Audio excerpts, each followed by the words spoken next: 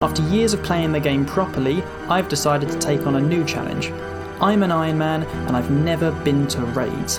I've compiled a list of dream gear and plan to hunt down every single item before entering the Chambers of Xeric. Join me as I gear up to beat every raid in OldSchool Runescape. This is the road to Raids 1.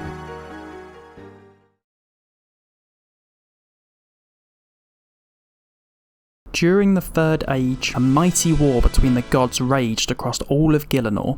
On one side, Saradomin, a god fixated on the light, holiness and wisdom. The other, Zamorak, a god fixated on power, darkness and control. Throughout the lands, humans and creatures alike rallied to their gods to aid in their conquest. Amongst them were 6 brothers. Like most humans in Misthalin, these brothers were simple farmers, but unlike others desired fame, glory and power. Already known for the unique skills they possessed in combat, the 6 brothers were quickly enlisted into the Saradomin legions and tasked with the capture of the Old Zerosian capital, Sentistan. Gaining favour quickly amongst their ranks for their impressive military feats, the brothers appealed to Saradomin, wishing for a higher stature and greater power, but were shunned by the god they so desperately wished to appease. Saradomin saw too much Zamorak in them and instead gave them the opportunity to gain the glory they so desperately desired. The brothers were tasked with leading the assault on Mauritania and were told if they were successful they would gain the favour they had been looking for. Upon leaving the Council of the Gods, the brothers stumbled across a strange figure just outside the capital. Drawn by curiosity, the brothers approached the man with caution. Arims, the oldest of the brothers, called out to the mysterious stranger. "What business do you have skulking around the Saradomin military camp? One would think you're a Zamorosian spy." The man laughed playfully and replied, "I have no allegiance to Zamorak, nor do I follow Saradomin. I follow my own path, a path of power and glory, and I have come to bestow upon you the same." At this, Guthans, wisest of the brothers, stepped forward and demanded the stranger prove to them the power he so boasted. With that, the stranger replied, "As you wish. Tell unto me the power you so desire, and I will grant you the same." Hey everyone, and welcome to episode 5 of Road to Raids 1. So we finished off last episode by getting the Trident of the Seas, and we also opened up all the clue scrolls that we had got over the course of the Slayer grind. I want to talk about that a bit more in a bit, but first of all, let's get into the kind of bulk of the episode, which is going to be the barrows grind.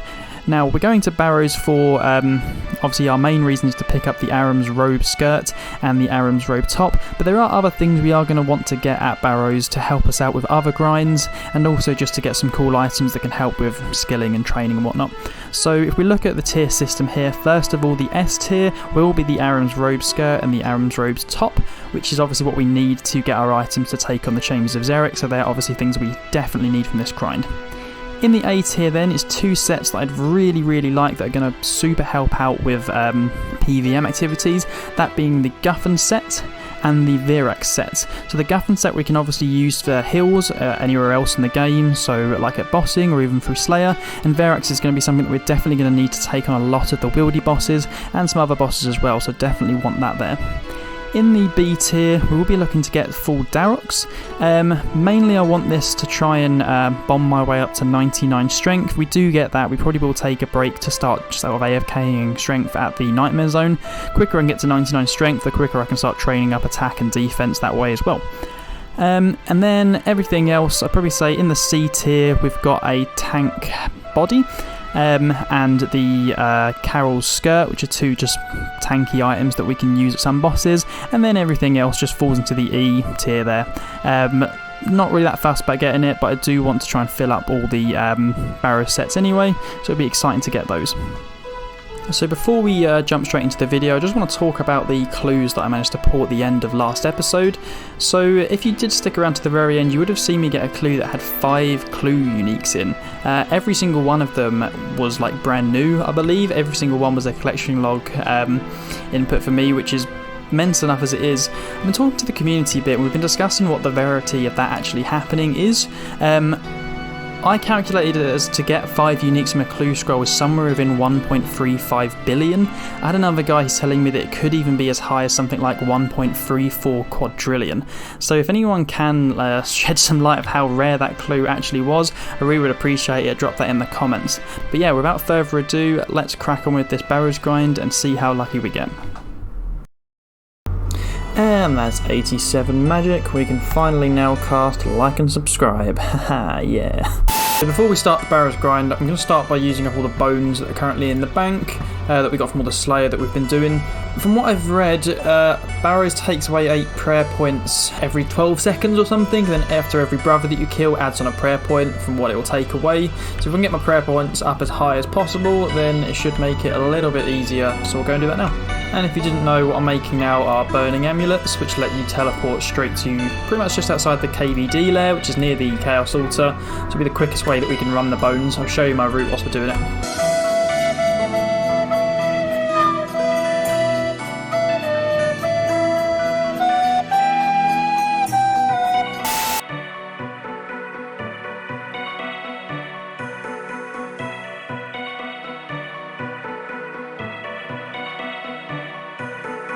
So we're coming up on 77 prayer, any second now, should be this next bone.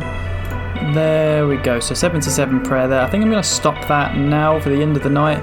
I could easily just continue this until I finish off all the bones, but I'm too excited to start the barrows grind, so I'm going to finish off this inventory of bones, and then we're just going to gear up and I'm going to show you my routes for barrows, and we're going to start grinding it. I want to see if I can get an item tonight. Okay then, so this is the setup here that we're going to be taking to barrows. I've got the Trident of the Seas. I've used a couple of charges to try it out at the Kraken boss. Wanted to do a few there. That's why that's not fully charged anymore. I'm just going to be trying out the graceful methods. We're in full graceful to try and save and run energy. Got myself a power army, which is the best army I've got right now. Bolts, and then the Tome of Fire we're using just so we can teleport back to Grand Exchange or be our bank. In the inventory we've got the runes to cast teleport to house, which is how we'll be getting to barrows. Just taking one prayer pot with me as sort of a precaution. Got a range switch and a melee switch as well for the minions. The range switch is for Arams, and then we just fill up crammed ones, which is what we're going to be using most of the time here. So to get to barrows then, I'm just going to be teleporting to the house. I've already got a barrows teleport set up in the house. We're going straight through the portal, and then yeah, just tackling on barrows. So in we go through here. Let's hope that we can get some lucky chests as we start off. Let's see how we get on. Arams, leader of the brothers, desired the power to weaken. The stranger called forth a robe set with mythical enchantments and a staff powerful enough to destroy the mightiest of structures. Calling forth great power, Arams was seen breaking down the defences of Zamarok, demolishing walls with the slam of his staff. Any who opposed him had the strength from within them drained until they had no will left to fight. First chest back, let's see what we get. Not the greatest first pull, but let's keep going. Super excited to do this grind, man. Chest number 2. Oh cool, an elite clue. Let's give that a go. Numero 3. Number 4. Number 5. Can I get a barrow item, please? Should be another rune crafting level. Let's see what we get. Oh, maybe not. No, this is not a rune crafting level. I suck.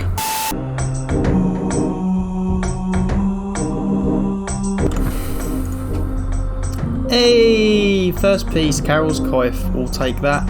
It's a start. Another collection log done. Carol, the most cunning of the brothers, asked for the power to evade.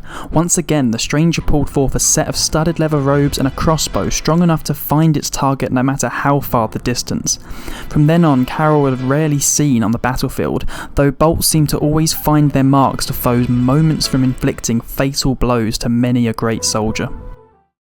Okay, can we get the back-to-back? No. Hey, another item. Torag's Helm.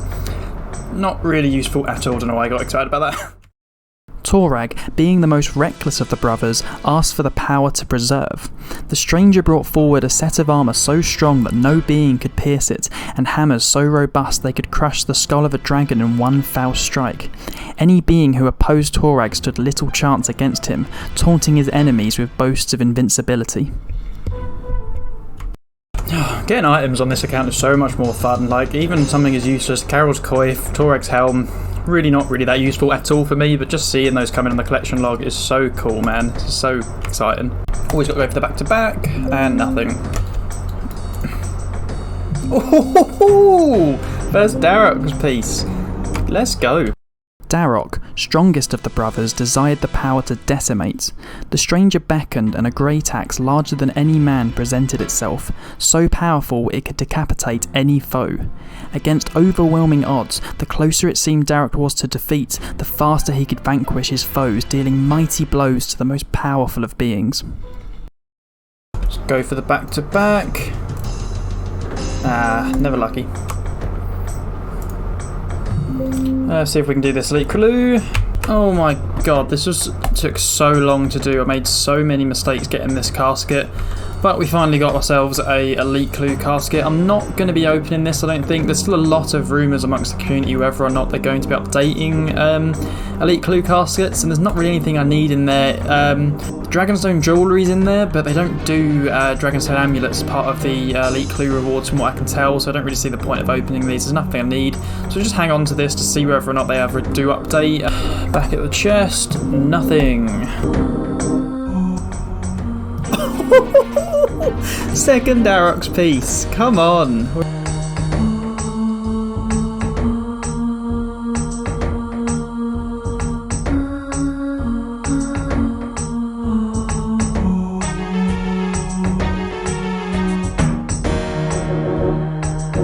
Okay, first chest of the day. Sick! Carol's crossbow, let's go.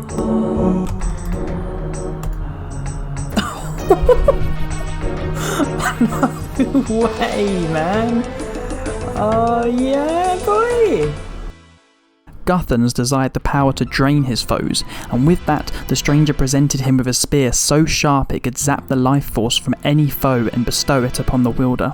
Skewering his victims, Guthans gained the power to overthrow any opponent who at first seemed to have the upper hand, as if their very souls were being absorbed into his own. Just whilst we're on the topic of Guthans, all of the Barrows brothers have got really cool names. Like you got Aram the Blighted, Darok the Wretched, but Guthans the Infested. Dude sounds like he's got an STD.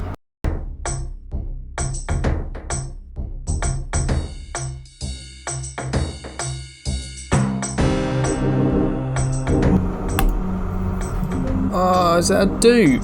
No, it's my only duped Guthans piece.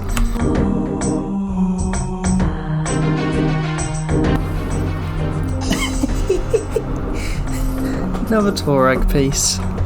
There we go. I'm really going to get full Torags first. That'd be depressing.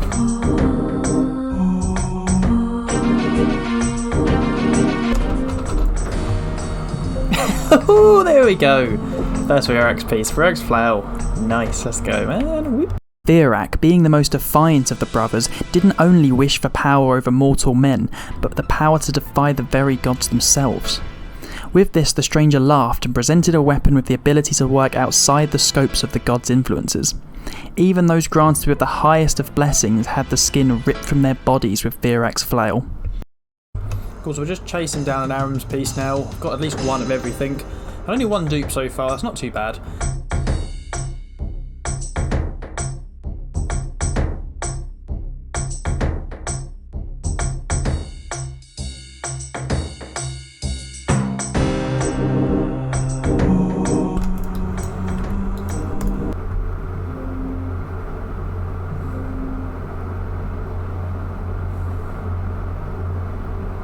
What did we just get? Well, there you go.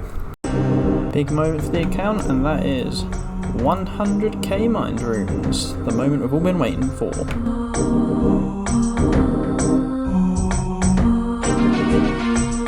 And we have made it to chest 250. There we go. The brothers felt truly unstoppable, conquering the mightiest of foes within Zamorak's legions. The enemy was nearing defeat. The legions of Saradomin celebrated on the banks of Morton, when suddenly from the mist, the mysterious stranger appeared.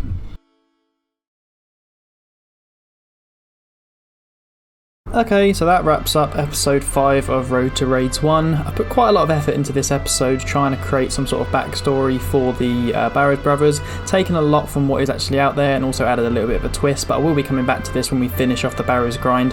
Unfortunately we didn't manage to get any Aram's pieces, but we will be coming back kind of daily just to do 5 or 10 chests until we do start to get those pieces, but 250 chests, I'm pretty happy with that. So next episode, I'm not too sure what we're going to be doing just yet, but it may involve a bit of Bandos now that we've got some tank gear, and it may involve doing some diaries as well, whilst we just tick over getting the resources we need to get to 85 crafting. So yeah, thanks very much. Please whack a subscribe my way if you've enjoyed yourself this week, and yeah, peace out.